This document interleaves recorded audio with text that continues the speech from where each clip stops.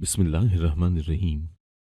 एक 70 साल आदमी हर महीने अपने साथ एक 20 साल की बेहोश लड़की लाता और कहता, ये मेरी बहू है, इसका हमल जाया कर दो, ये बीमार है, बच्चा नहीं जन सकती।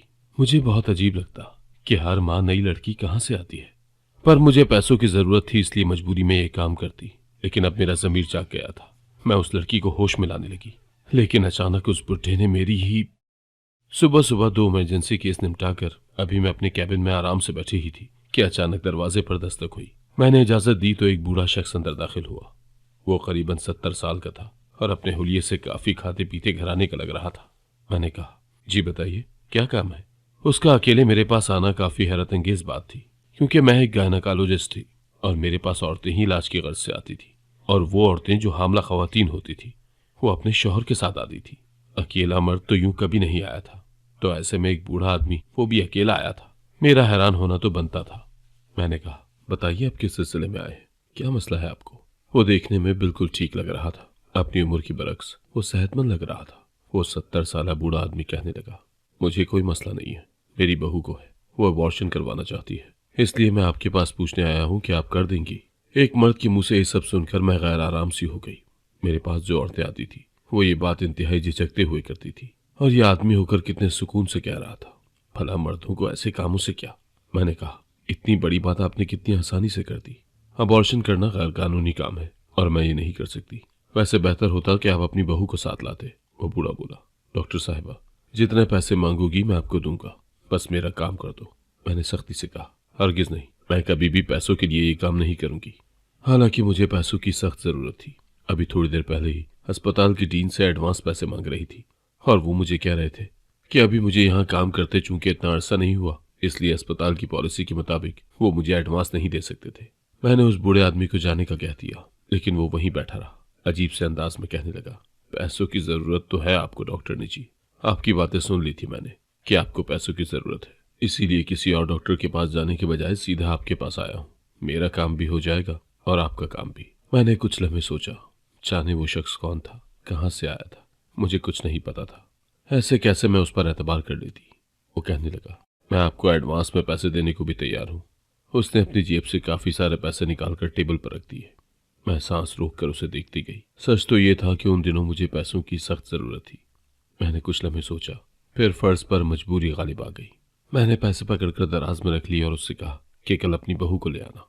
मैं हरगिज भी ऐसा नहीं चाहती थी, मगर मैं क्या करती। ऐसा न करती तो मेरी माँ। मेरा नाम डॉक्टर समिया है। मैं अपने माँ बाप की इकलौती औलाद थी, जिसको पढ़ाने और आला तालीम दिलवाने के वास्ते अपनी सारी जमा पूंजी लगा दी थी। मुझे बचपन से ही डॉक्टर बनने का शौक था, लेकिन मेरे माँ बाप के इतने वसाइल नहीं थे। मेरी ख्वाहिश को देखते हुए अब्बा ने अपना घर बेच दिया और हम किराए के मकान में आ गए, ताकि वो पैसे मेरे डॉक्टर बनने पर खर्च किए जा सके। और इस तरह मैं डॉक्टर बनी थी। मेरा खुद से वादा था कि मैं डॉक्टर बनकर दुखी इंसानियत की खिदमत करूंगी और कभी भी अपने फर्ज से मुंह नहीं मोड़ूंगी। लेकिन अब मुझे ऐसा करना पड़ रहा था, क्योंकि मेरी माँ को कैंसर था और उसका इलाज यहाँ पाकिस्तान में मुमकिन नहीं था। मैंने हर जगह पता कर लिया था, लेकिन इलाज बैरून मुल्क में ही मुमकिन था और बहुत सा पैसा चाहिए था। अभी तो मैं नई नई डॉक्टर बनी थी, मेरी हाउस जॉब चल रही थी। डॉक्टर्स ने कहा था कि 1-2 साल के अंदर अंदर अगर मेरी माँ का ऑपरेशन ना हुआ तो वो मर सकती है। इसलिए उन दिनों मैं और बाबा पैसों के हवाले से सख्त टेंशन में थे। मुझे अपना ईमानदारी का सबक भूलने लगा था, लेकिन फिर मैंने ये सोचा कि इनकी घर का मामला है, इसमें मेरा क्या कसूर है। अगले दिन वही बूढ़ा एक 20 साल की बेहोश लड़की लाया और कहा, ये मेरी बहू है, ये बीमार है और बहुत कमजोर भी। इसकी हालत ऐसी नहीं है कि ये बच्चा जन सके, इसलिए इसका हमल जाया कर दो। मैं चूंकि पैसे ले चुकी थी, इसलिए मैं उससे कोई सवाल नहीं कर सकती थी। मैंने उस आदमी से पूछा, ये लड़की बेहोश क्यों है? कहने लगा, मैंने बताया ना कि मेरी बहू बहुत कमजोर है, अभी आते हुए बेहोश हो गई है। आप इसे जल्दी से लेकर जाएं और इसका हमल जाया करें। ये मेरी जिंदगी का पहला गैर कानूनी काम था। मेरा दिल धड़क रहा था और हाथ पांव कांप रहे थे। मुझे ये डर लगा हुआ था कि कोई मुझे देख न ले, लेकिन खैर हो गई, किसी को कुछ पता न चला। उस लड़की का अबॉर्शन हो गया और उसका ससुर उसे बेहोशी की हालत में ही अपने साथ ले गया और मुझे बाकी पैसे भी दे गया। मैंने वो पैसे जाकर अब्बा को दिए कि अम्मा के इलाज के पैसों में इसे भी शामिल कर ले। अब्बा ने पूछा, ये पैसे कहाँ से आए? मैंने उन्हें टाल दिया कि एक ऑपरेशन किया था अब्बा। अगर मैं अपने अब्बा को बताती तो वो मुझे डांटते, इसलिए मैंने उन्हें नहीं बताया। अगले दिन अस्पताल के डीन ने मुझे बुलाया। मेरा तो डर के मारे बुरा हाल हो गया कि कहीं उन्हें पता तो नहीं चल गया कि कल मैंने क्या किया है, लेकिन शुक्र है कि उन्होंने तनख्वाह देने के लिए बुलाया था। किसी को कानो कान खबर नहीं हुई थी। मैंने एक बार फिर से उनसे दरखास्त की थी कि मुझे अपनी वालदा के इलाज के लिए कर्ज दिया जाए, मगर एक बार फिर उन्होंने साफ इनकार कर दिया। मैं अब कोशिश कर रही थी कि दूसरी शिफ्ट में भी कहीं किसी और अस्पताल में जॉब कर लूं, मगर फिलहाल कोई दूसरी जॉब भी नहीं मिल रही थी। एक दिन दोपहर के वक्त मैं अपनी सीवी लेकर एक दूसरे अस्पताल से वापस आ रही थी कि मैंने उस लड़की को रास्ते में देखा जिसका थोड़े दिनों पहले मैंने अबॉर्शन किया था। वो एक लड़के के साथ थी जो शायद उसका शौहर था। मेरा दिल चाहा कि एक बार आगे बढ़कर उसका हाल पूछ लूं, मगर फिर हिम्मत ना हुई। अगर वो पूछ लेती कि तुम कौन हो तो मैं क्या कहती, क्योंकि वो जिस वक्त मेरे पास आई थी वो बेहोश थी और उसको नहीं पता कि उसका डॉक्टर कौन है।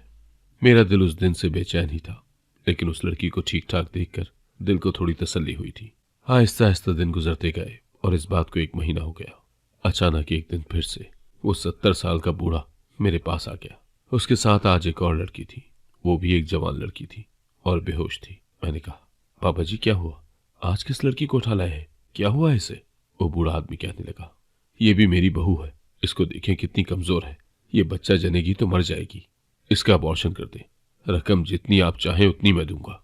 मैंने इधर उधर देखते हुए एहतियात से कहा, जितनी रकम आपने पिछली बार दी थी उससे ज्यादा देनी होगी, फिर ही काम होगा। उस आदमी ने फौरन जेब से पैसे निकाले थे और मेरे टेबल पर रख दिए। कहने लगा, जितने पैसे मर्जी ले लो डॉक्टर साहिबा, मगर काम जल्दी कर दो बस। मैंने दिल में सोचा कि किस किस्म का आदमी है ये। बूढ़े आदमी तो पोते पोतियों की खुशी को तरसते हैं और ये है कि अपने हाथों से अपनी खुशियां खत्म करना चाह रहा है। मगर खैर ये उसका मसला था, मुझे तो मेरे पैसे मिल गए थे। फिर वो जाने और उसकी बहू। लड़की को अबॉर्शन करते हुए एक लम्हे के लिए मुझे ये ख्याल आया कि अगर ये इसकी बहू ना हुई तो फिर, लेकिन फिर मैंने सोचा कि बहू ही होगी। 70 साल बुढ़े के साथ कोई जवान लड़की तो कोई रिश्ता बनाने से रही। वो लड़की ऑपरेशन के बाद होश में आ रही थी जब वो कहने लगा, आप इसे बेहोश कर दें डॉक्टर साहिबा, बेचारी होश में आएगी तो बर्दाश्त नहीं कर पाएगी। उस बूढ़े की बातें बहुत अजीब थी। उसको जैसे शर्म लिहाज ही नहीं था कि क्या बात एक औरत से करनी चाहिए और क्या नहीं। खैर मैंने उस लड़की को उस बूढ़े ससुर के हमरा भेज दिया और खुद सुकून की सांस ली, क्योंकि इस बार मैं कम घबराई हुई थी। मेरा जमीर मुझे कचूके लगा रहा था कि पैसों के खातिर गलत कर रही हूँ, मगर जब भी अपनी बीमार माँ का चेहरा सामने आता तो मैं खुद को तसल्ली देती और जमीर को थपकी देकर सुला देती। उसके बाद तो उस बूढ़े का काम ही बन गया। वो हर महीने नई लड़की लाता, किसी को कहता कि मेरी बहू है तो किसी को कहता कि मेरी बीवी है। मैं उसे अजीब सी नजरों से देखती कि हर माह ये बुढ़ा नई लड़की कहाँ से ले आता है। अब मुझे उसकी बातों पर यकीन नहीं आता था, मुझे बस पैसों का लालच था, इसलिए मैं चुपचाप उसके साथ आई हुई लड़कियों का हमल जाया कर देती। एक दिन तो हद हो गई, एक बेहद खूबसूरत लड़की उसके साथ आई। ये पहली लड़की थी जो वो होश में लाया था, जबकि पहले जितनी भी लड़कियां थी वो बेहोश होती थी। लड़की कम उम्र थी लेकिन हामला, घबराई हुई लग रही थी। मैंने उससे पूछा, बाबा जी अब ये बच्ची आपकी क्या लगती है, कोई पोती है या फिर? वो मेरी बात काट कर जल्दी से बोला, अरे नहीं, ये तो मेरी बीवी है और हम ये बच्चा नहीं चाहते। मुझे तो सुनकर यकीन ही नहीं आया कि वो मियाँ बीवी हो सकते हैं, मगर लड़की अपनी मर्जी से अबॉर्शन करवाना चाह रही थी। मुझे उस बेचारी पर बहुत तरस आया था कि इतनी छोटी लड़की और इस बुढ़े की बीवी है। कभी कभी मुझे ख्याल आता था कि वो बूढ़ा आदमी आखिर कितना अमीर है। हर माह मुझे मेरे मुंह मांगे पैसे देकर जाता था। एक दिन मैंने खिड़की से नीचे देखा तो वो एक बड़ी सी गाड़ी में लड़की को लेकर वापस जा रहा था। अब मुझे कुछ कुछ अंदाजा हो रहा था कि वो लड़कियां कौन होती होंगी जिनका हमल वो बूढ़ा जाया करवाने आता था। मुझे कई बार दुख और अफसोस होता था, मगर पैसों का लालच मेरा मुंह बंद करवा देता और मैं चुप रह जाती। एक दिन इत्तेफाक से मुझे एक शादी का दावतनामा आया। काफी दूर का रिश्ता था, यानी मेरी एक दोस्त की कजन की बेटी की शादी थी। मेरी दोस्त मुझे अपने साथ लेकर जाना चाहती थी। अम्मा ने भी कहा कि चली जाओ, तुम्हारा थोड़ा दिल बहल जाएगा, इसलिए मैं चली गई। जब निकाह होने लगा तो मेरी दोस्त मुझे अपने साथ जबरदस्ती स्टेज पर ले गई। वहां दुल्हन बनी बैठी लड़की को देखकर मेरे हाथों के तोते उड़ गए। दूसरी तरफ वो लड़की भी मुझे देखकर हक्का बक्का रह गई। उसकी रंगत फक हो गई थी, क्योंकि ये वही लड़की थी जो पिछले माह उस बूढ़े के साथ मेरे पास अबॉर्शन करवाने आई थी, जिसको वो अपनी बीवी कह रहा था। मगर अब तो यहाँ वो दुल्हन बनी बैठी थी। ये क्या चक्कर था? क्या उसने इतनी जल्दी इस बूढ़े से तलाक ले ली थी? और अगर ले भी ली थी तो इद्दत तो 4 माह की होती है ना। फिर क्या वो इद्दत पूरी किए बिना ही शादी कर रही थी? मैंने अपनी कजन से पूछा, क्या ये दुल्हन की पहली शादी है? मतलब इसकी शादी तो पहले हो चुकी थी ना? क्योंकि उस लड़की ने तब मुझे खुद बताया था कि वो उस बूढ़े की बीवी है। मेरी दोस्त कहने लगी, हाँ, इस बच्चे की पहली शादी है, इसकी तो पहले कोई शादी नहीं हुई। तुम्हें गलतफहमी हो रही है, तुम्हें किसी और का धोखा हो रहा होगा।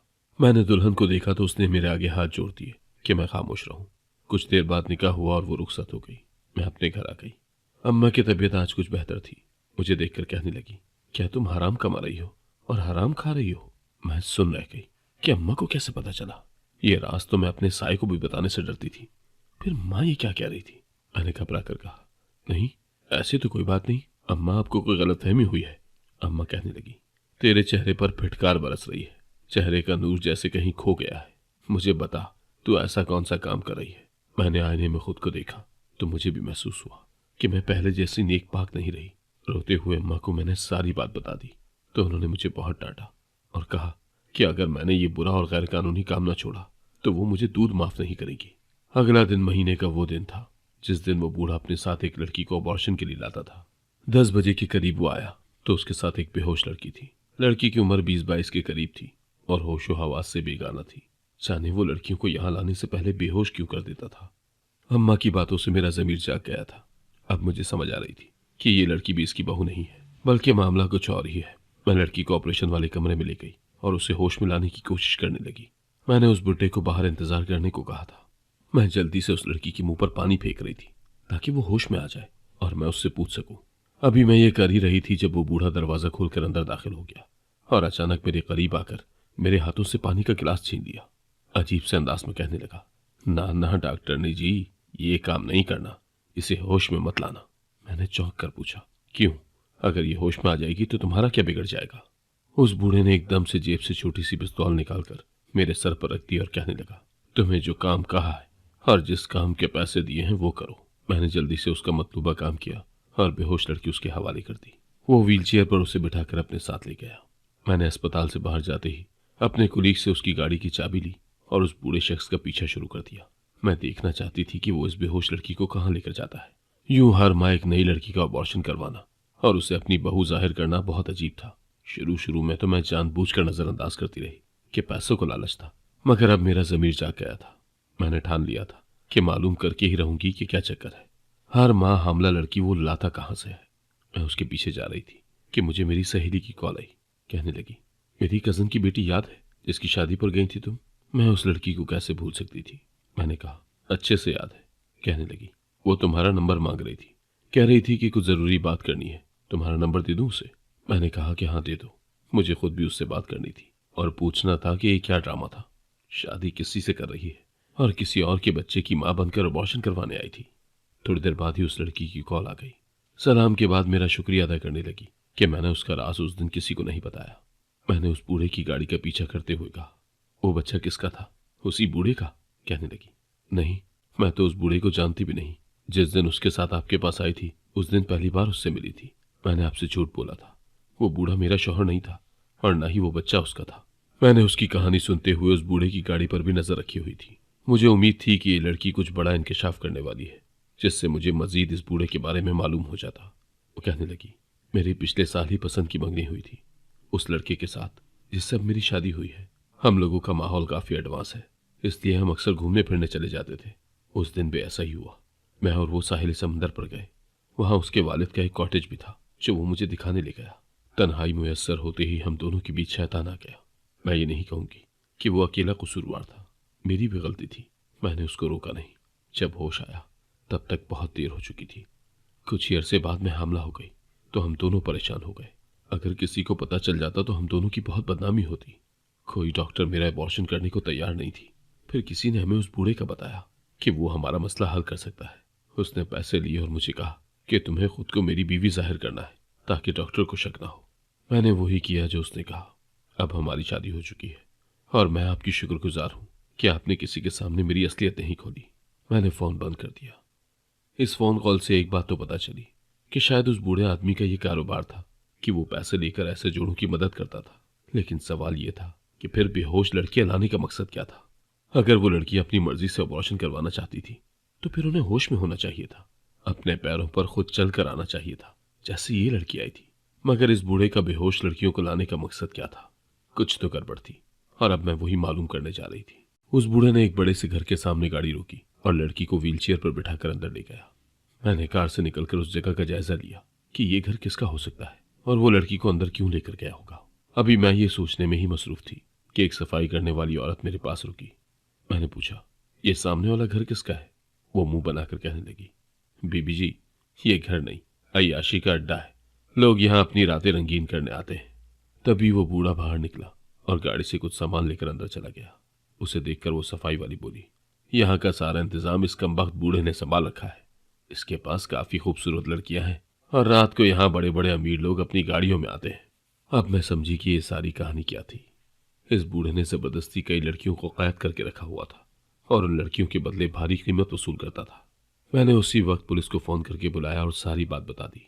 ये भी कहा कि मैंने पैसों के लालच में गैर कानूनी काम किया है, मुझे भी गिरफ्तार कर ले।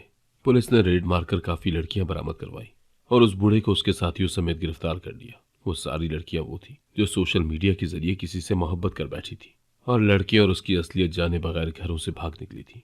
उन लड़कों ने धोखे से उन लड़कियों को इस बूढ़े के हाथ बेच दिया और ये उनको तवाहिफ बना कर रखता था और इन लड़कियों के जरिए अमीर लोगों से लाखों बटोरता था। जब कोई लड़की हमला होती तो उसको बेहोश करके मेरे पास लाता और बेहोशी की हालत में ही वापस ले जाता। उसको डर था कि अगर उस लड़की को रास्ते में या अस्पताल में होश आ गया तो कहीं वो शोर मचाकर लोगों को इकट्ठा न कर दे। इसीलिए उसने मुझे उस लड़की को होश में लाने नहीं दिया था। 25-30 लड़कियां बरामद हुई थी जिनको कैद करके रखा गया था। पुलिस वालों ने छापा मारकर सबको बरामद कर लिया। वो लड़कियां खुश थी और मेरा शुक्रिया अदा कर रही थी। उस बूढ़े ने मुझे भी अपने साथ घसीट लिया कि मैं भी उसके साथ मिली हुई हूँ। मैंने भी खुद को कानून के सामने पेश कर दिया। पुलिस ऑफिसर अच्छा आदमी था। कहने लगा, आपको आपकी गलती का एहसास हो गया और आपने इतनी लड़कियों की जान बचाई, इनको कैद से रिहाई दिलवाई है। अब आपको गिरफ्तार करने की वजह नहीं बनती। अगर आपको एहसास ना होता तो ये सारी लड़कियां आज भी कैद में होती। उसने मुझसे वादा लिया कि मैं आज के बाद ऐसा नहीं करूंगी। मैंने भी सच्चे दिल से तौबा की थी और अहद किया था कि मैं आज के बाद ऐसा नहीं करूंगी। रही मेरी माँ के इलाज की बात, तो मुझे यकीन था कि कोई ना कोई रास्ता निकल आएगा। जब आप रब की रजा के लिए तौबा करते हैं और बुरे कामों से इज्तनाब करते हैं तो वो भी आपको माफ करके आपके लिए आसानियां पैदा कर देता है। मुझे उम्मीद थी कि अब मेरे हक में सब कुछ बहुत अच्छा होगा। अगर आपको आज की कहानी पसंद आई है तो वीडियो को जरूर लाइक कीजिएगा और अपने दोस्तों के साथ भी शेयर कीजिएगा। और हाँ, अगर आपने अभी तक हमारा चैनल सब्सक्राइब नहीं किया तो जरूर सब्सक्राइब करें। मिलते हैं कल एक नई और दिलचस्प कहानी के साथ। अल्लाह हाफिज।